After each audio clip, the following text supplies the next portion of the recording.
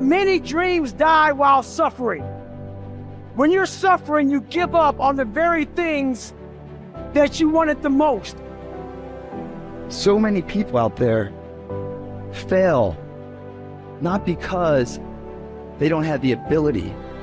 It's because they don't have the heart to go through adversity. Now it's the mental game. And that's where people get lost in life, get lost in that next level.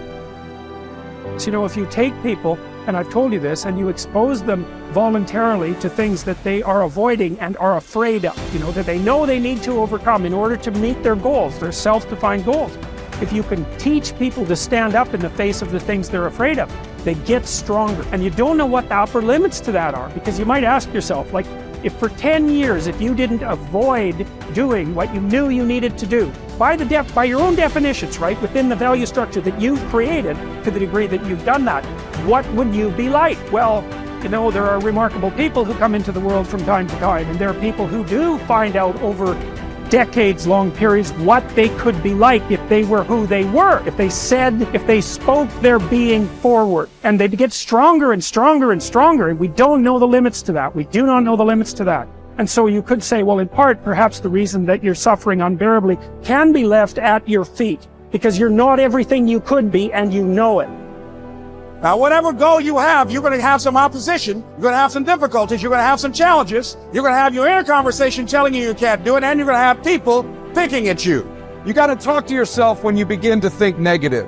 I don't think I can do that, Les. You can. Why don't you just test yourself? Why don't you stretch, Les? Come on, man. When you start seeing yourself thinking something negative, stop it right quick. Stop yourself. Catch yourselves. When you find yourself getting negative with people that you have allowed to push your buttons, when you find yourself becoming negative about what's happening to you, you've got to affirm to yourself in the process, hey, no, I can make it.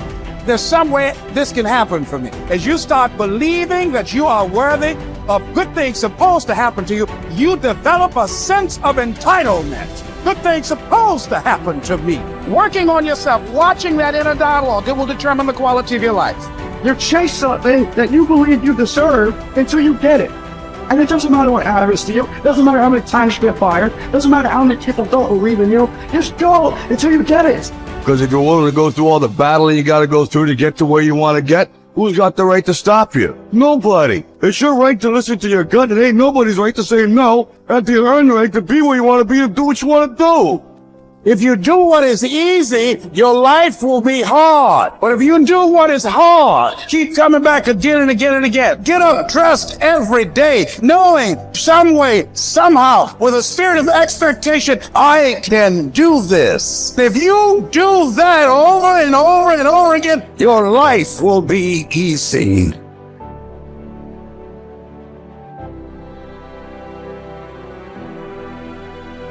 I think that there is a biological imperative hardwired into the brain that you must do hard things in order to feel good about yourself. And when I think about it from an evolutionary standpoint, and this is why I think rich kids implode, they just never had to do hard things.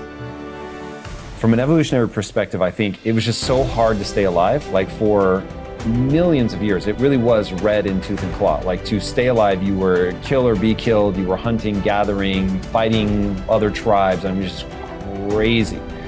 And the people that were going to survive were going to be the ones that got an emotional, a self-applied emotional reward for doing something hard. And when you do something hard and you recognize it, it needs to feel good. And if it does, then you will keep doing hard things and you're the far more likely to survive than the person who's like, that sucked, there was no redeeming qualities. And so it's just like, when I think about that, because if I were to create a recipe for fulfillment, it's very simple. It's working really hard, doing hard things, to gain a set of skills that allow you to serve not only yourself, but others. That's it. That's the whole recipe. But it really has to be that you had to do something hard. If it came easily to you, it won't give you the sense of respect that you want. Like the stuff that I've gotten more easily in my life, I don't take a lot of pride in. It's always the stuff that I grind out, like through pain and suffering, and I endure. In fact, I want to read you a quote. This is one of my all-time favorite quotes.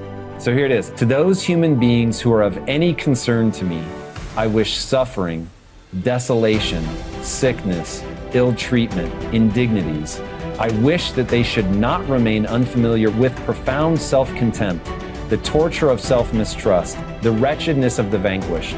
I have no pity for them, because I wish them the only thing that can prove today whether one is worth anything or not. That one endures. We are all chained to fortune. The chain of one is made of gold and wide, while that of another is short and rusty. But what difference does it make? The same prison surrounds all of us, and even those who have bound others are bound themselves. Unless perchance you think that a chain on the left side is lighter. Honors bind one man, wealth another. Nobility oppresses some, humility others.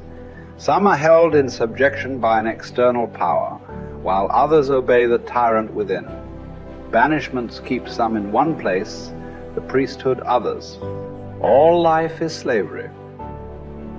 Therefore, each one must accustom himself to his own condition and complain about it as little as possible, and lay hold of whatever good is to be found near him. Nothing is so bitter that a calm mind cannot find comfort in it. Small tablets, because of the writer's skill, have often served for many purposes, and a clever arrangement has often made a very narrow piece of land habitable. Apply reason to difficulties. Harsh circumstances can be softened, narrow limits can be widened, and burdensome things can be made to press less severely on those who bear them cleverly. We are emotional creatures. We all study, like you're talking about it, using your brain. You're such a smart person. I love you dearly. And you analyze it all. But your effing brain isn't going to do shit. What's going to do it is enough emotion. Well, emotion is the power. Emotion is what starts wars. It's what ends wars. Emotion is what gets you married. Emotion is where kids comes from. Divorce is where emotion comes from. Everything that you can think of a major change in humanity, from the most extreme of war to the most gentle of love, all come from human emotion. So it's the mix of emotion. It's like knowing what you want and having the right fuel to get there. And if the fuel has no combustion, you're just bored, you're not going anywhere. If the fuel is total trauma and I'm overwhelmed, you just blow up and go nowhere. There's that delicate balance, and I've learned over the years how to help people find that balance. I would ask you to consider something. Please. What you just said is absolutely true. I know you really well, and you know how much I respect and love you personally. And what you've accomplished in your life is extraordinary. What you're continuing to accomplish is extraordinary. But there's an emotional inflection that made you use those things in those moments. It wasn't just those understandings. The emotion made you find the answers, brother. And then you have a really smart mind, you found the answers, figured out how to use it. But there were inflection moments that made you do it. There's a reason why you left your company after building it to $1 billion. It wasn't intellectual. It's emotions. So, but you have developed your mind so much, it's like your right arm, your bicep is really strong, your left one, not quite as much. And I'm inviting you to consider that your left one is your more powerful one, and you've used it in key moments. But it's very protective to use the mind, because we're all afraid to feel a little too much. So the more I can understand it, I put it out here, I can analyze it, I don't have to be in it. But the truth is, where the real impact is when there's enough emotion that gets you to apply the things that you understand intellectually, right? Or find the answer that you didn't even have the answers. You found the answers intellectually because the emotion drove you. So it's really studying what creates that emotion that makes the difference in anybody's life. That's where everything begins and ends, is with emotion. And yet our society is all about up here. Chinese medicine, it's all about the heart, right? That's considered the center. In America, we think it's the brain. Now, when you first are born, your heart starts beating. That's how we know you're alive, and there is no brain yet. And this literally is the initial sense of intelligence. That's why, for thousands of years, even poets have talked about the power of the heart. Well, the heart has tremendous power, and there's a biochemical connection between the brain and the heart that I know you know about. And learning how to use that is where you create more lasting change. When I was understanding it all, I was good. When I learned how to move people, I got great at what I was doing.